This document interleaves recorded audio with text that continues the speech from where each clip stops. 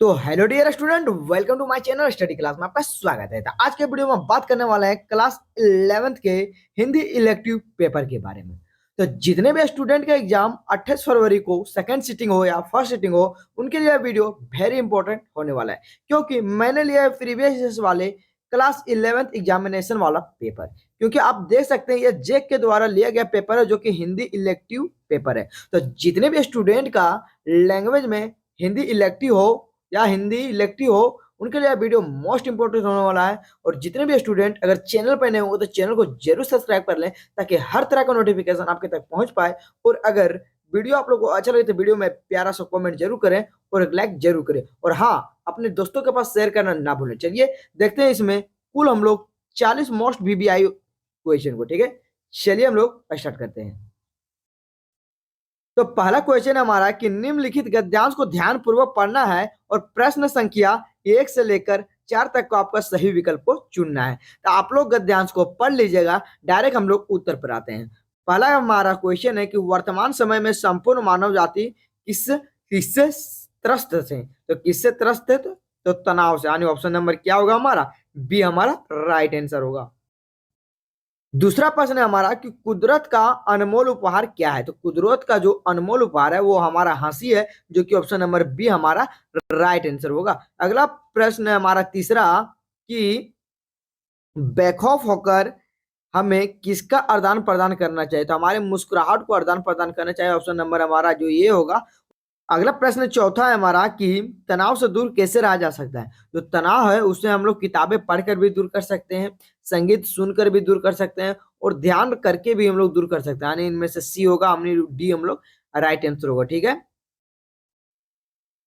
अगला प्रश्न है हमारा कि निम्नलिखित पद्यांश को ध्यान पूर्वक पढ़कर प्रश्न संख्या 5 से लेकर 8 तक का आपका सही विकल्प को चुनना है। तो चलिए हम लोग प्रश्न संख्या 5 को देखते हैं। और प्रश्न संख्या 5 है हमारा कि प्रस्तुत पंक्तियों में कवि किसका आह्वान कर सकती है। तो किसका आह्वान करती है? तो नव यौवन का आह्वान करती है, यानी ऑप्शन नंबर ये हो जो होगा हमारा राइट आंसर। अगला प्रश्न है हमारा छठा की कवि विश्व के क्या दिखलाने की बात कर रही है। तो उसे तरुणाई दिखलाने की बात करिए, यानी ऑप्शन नंबर क्या होगा हमारा? ये हमारा राइट आंसर होगा। अगला प्रश्न है कि प्रस्तुत पंक्तियां में किस प्रकार का भाव निहित है। तो देशभक्ति है, जो कि ऑप्शन नंबर बी हमारा राइट आंसर होगा। अगला प्रश्न कि देशवासियों को कहाँ आमंत्रण मिल रहा था। तो हमारा प्रत्येक दिशा में आमंत्रण मिल रहा था, ऑप्शन नंबर डी होगा जो हमारा और राइट आंसर होगा। अगला प्रश्न है हमारा कि खंड खा में अभिव्यक्ति और माध्यम से जितने भी रिलेटेड क्वेश्चन रहेंगे सभी आएंगे। ठीक है, तो पहला क्वेश्चन है हमारा कि संचार संचार भाषा किन तत्वों से प्रचुरता है। तो हमारा जो है संक्षिप्तों और कुटपादों से है, कि ऑप्शन नंबर क्या होगा हमारा? बी, यानी ये हमारा राइट आंसर होगा। ठीक है, अगला प्रश्न है कि किसी लिखित सामग्री त्रुटि से विहीन करके उसको पढ़ने का योग्य बनाने कहलाता है। क्या कहलाता है? तो ऑप्शन नंबर डी होगा जो कि संपादन कहलाता है, यानी ऑप्शन नंबर डी होगा जो हमारा राइट आंसर होगा। ठीक है, अगला प्रश्न है हमारा कि पीटीआई क्या है। तो पीटीआई क्या है? तो एक समाचार एजेंसी, जो कि ऑप्शन नंबर ये हमारा राइट आंसर होगा। आप लोग पहले वाले टिक पर ध्यान नहीं दीजिएगा, क्योंकि ये पेपर जो हमने किसी और से मांगा है। ठीक है, तो आप लोग पहले वाले पेपर पर ध्यान दीजिएगा। चलिए अगला प्रश्न है हमारा। अगला प्रश्न है कि समाचार लेखन में निम्नलिखित में से किसकी भूमिका महत्वपूर्ण होती है। तो किसकी भूमिका महत्वपूर्ण होती है? तो संपादक मंडल की भूमिका महत्वपूर्ण होती है, ऑप्शन नंबर डी जो होगा हमारा राइट आंसर होगा। ठीक है, अगला प्रश्न है हमारा कि विद्यालय में अवकाश हेतु किए गए आवेदन संबंधित किया जाता है। किससे किया जाता है? प्रधानाचार्य, जो कि ऑप्शन नंबर सी जो होगा हमारा राइट आंसर होगा। अगला प्रश्न सरकार के कामकाज का निगाह रखने और उनकी गड़बड़ियों को उजागर करना क्या कहलाता है? क्या कहलाता है? तो हमारा वॉच डॉग पत्रकारिता कहलाता है, जो कि ऑप्शन नंबर क्या होगा? ये हमारा राइट आंसर होगा। ठीक है, अगला प्रश्न है कि संचार की प्रक्रिया जब बड़े पैमाने पर होती है तो उसे क्या कहते हैं। तो उसे क्या कहते हैं? उसे जन संचार कहते हैं, जो कि ऑप्शन नंबर सी होगा जो हमारा राइट आंसर होगा। अगला प्रश्न हमारा मल्टीमीडिया का उपयोग किस क्षेत्र में होता है। जो मल्टीमीडिया है उसका उपयोग किस क्षेत्र में होता है? तो शिक्षा में होता है, व्यवसाय में होता है, और चिकित्सा एवं विज्ञापन में होता है, जो कि इनमें से सभी, जो ऑप्शन नंबर डी होगा हमारा राइट आंसर। ठीक है, अगला प्रश्न है कि हिंदी का पहला समाचार पत्र सबसे पहले कहाँ प्रकाशित किया गया था। तो हमारा कोलकाता में, जो कि ऑप्शन नंबर ये हमारा राइट आंसर होगा। अगला प्रश्न है हमारा कि सूचनाओं का संकलन कर संपादक तक पहुंचने की जिम्मेदारी किसकी होती है? तो पत्रकार की होती है, जो कि ऑप्शन नंबर ये जो होगा हमारा राइट आंसर होगा।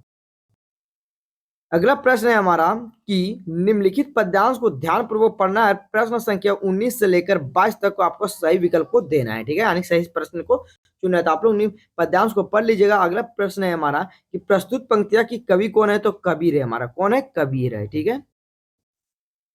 अगला प्रश्न है कि अरे इन दोहन रह न पाई में किन दो धर्मों के लोगों का वर्णन किया गया है? तो हिंदू और मुसलमान, जो कि ऑप्शन नंबर ये होगा हमारा राइट आंसर।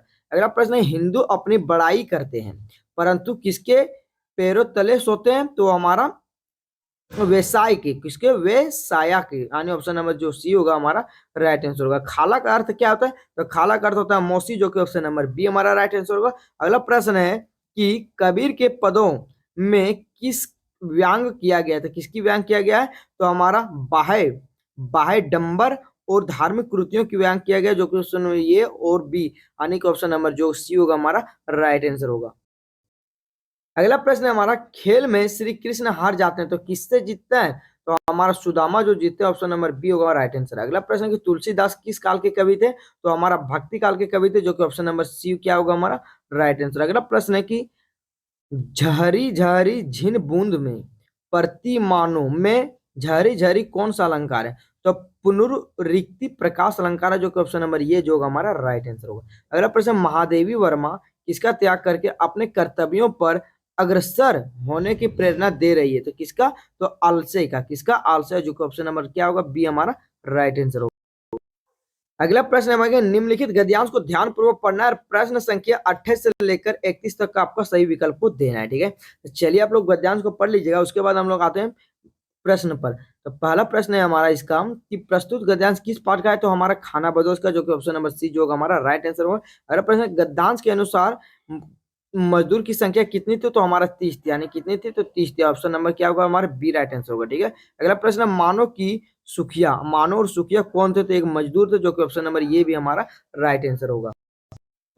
अगला प्रश्न है हमारा कि खाना बदोश कहानी में भट्टे के ठेकेदार कौन थे? तो भट्टे के ठेकेदार कौन थे? असगर, जो कि ऑप्शन नंबर सी जो हमारा राइट आंसर होगा। अगला प्रश्न, उसकी माँ कहानी में लेखक नौकर के साथ किसकी कार्ड देखकर घबरा जाती है? तो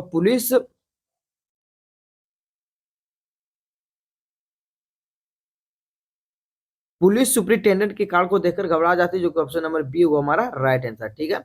अगला प्रश्न है हमारा कि बलिया में दादरी मेले भारतवर्ष में उन्नति कैसे हो रहा है विषय में किसे भाषण दिया है? तो किसने भाषण दिया है? तो हमारा भारत तेंदु हरिश्चंद्र ने दिया है, जो कि ऑप्शन नंबर सी जो होगा हमारा राइट आंसर होगा। अगला प्रश्न है कि ज्योतिबा फूले ने आदर्श परिवार को किसको माना था? तो किसको माना था? तो पिता बौद्ध को माना था, माता ईसाई माना था और बेटी मुसलमान और बेटा सत्य धर्मी, यानी ऑप्शन नंबर जो डी होगा हमारा राइट आंसर होगा। अगला प्रश्न है खाना बदोश कहानी में महेश किसकी लत लग गई थी? तो महेश को शराब की लत लग गई थी, ऑप्शन नंबर ये हमारा राइट आंसर होगा। अगला प्रश्न है कि दोपहर का भोजन कहानी की मुख्यता सिद्धेश्वरी ने छोटे लड़के को क्या नाम था? तो छोटे लड़के का क्या नाम था? तो प्रमोद, जो कि ऑप्शन नंबर ये होगा हमारा राइट आंसर। अगला प्रश्न है कि भाभी ने गोपाल की चोरी चिपकी सिगरेट पीटे कहाँ देखी थी? तो सिगरेट पीटे गैलरी में देखी थी, जो ऑप्शन नंबर सी जो हमारा राइट आंसर। अगला प्रश्न है कि मकबूल ने ऑयल कलर को ट्यूब खरीदने के लिए अपनी कौन सी किताबें को बेच डाली थी? तो उसने भूगोल और इतिहास की, यानी कि ज्योग्राफी और हिस्ट्री की बुक बेच डाली, तो ऑप्शन नंबर सी जो होगा हमारा राइट आंसर होगा। अगला प्रश्न है कि आवारा मसीहा उपन्यास की साहित्यकार की जीवनी के पर आधारित है, किस जीवनी पर आधारित है? तो शरत चंद्र चट्टोपाध्याय, जो कि ऑप्शन नंबर जो बी होगा हमारा राइट आंसर होगा, ठीक है। अगला प्रश्न है हमारा कि शरत चंद्र की निहारिका ननिहाल में किसके बात में निषेध किया गया? तो हमारा शोक पालना, जो कि ऑप्शन नंबर बी होगा हमारा राइट आंसर होगा। तो ये हमने 40 मोस्ट बीबीआई क्वेश्चन को देख लिया है। तो जितने भी स्टूडेंट वीडियो को फुल वॉच किए हैं, अगर वीडियो आप लोग को अच्छा तो वीडियो को प्यारा सा एक लाइक जरूर कर दें। अगर नए होंगे चैनल पर, चैनल को जरूर सब्सक्राइब करें ताकि हर तरह का नोटिफिकेशन आपके तक